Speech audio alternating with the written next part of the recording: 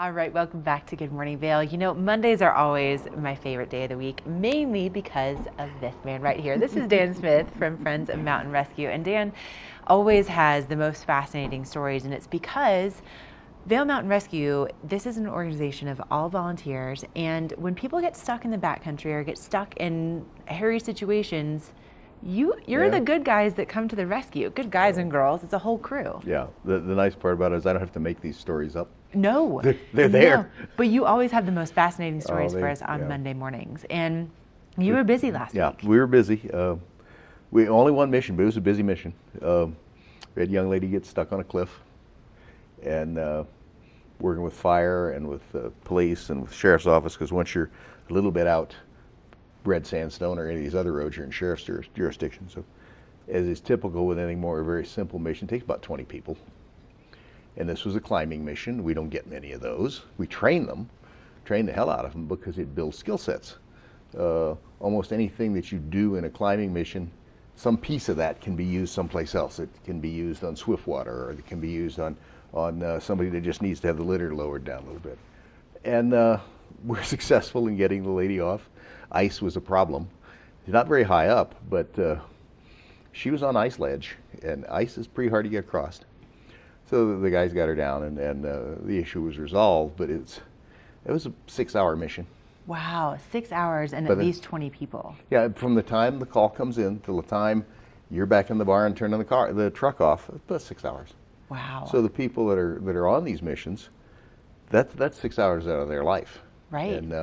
And with 20 guys times 6, that's a lot of man hours. Right. A lot of equipment tied up. Anytime you start tying up 50,000-pound fire engines, you've got a lot of equipment tied up. Mm-hmm. But it's what we do, and sometimes we will have 7 missions in a week or more, and sometimes we'll have 1. But you could have had 7 in that time period. Sure. So it was a very good week. A lot of skills got used. A lot of people had stretched themselves a little bit, and it worked out fine. And this is something where you guys, you're out there and you're available 24/7. It doesn't matter what day it is. It doesn't matter what time it is. If someone calls 911, they're getting in touch with you, Eventually. and then you're going into the backcountry. Well, you got to watch the Eeyore. I'm the old fat guy in the warm room with the maps and the not. radio. That is not. The kids are the ones that are going out, the ones that are way under 70, because I'm slightly over 70. And they're the ones going out in the woods, and they're the ones that are cold and wet, and they're the ones that are hanging on ropes, and they're the ones that are in the water trying to get people, and up to their hoo-has in snow. Sometimes I get out, not so much anymore. But this is all, everyone who's taking part in this is doing it out of the goodness of their own heart. Nobody They're gets not paid. getting paid. This is all volunteer. Nope, nobody gets paid, and we always eat a little equipment, and sometimes you eat a little bit of your own.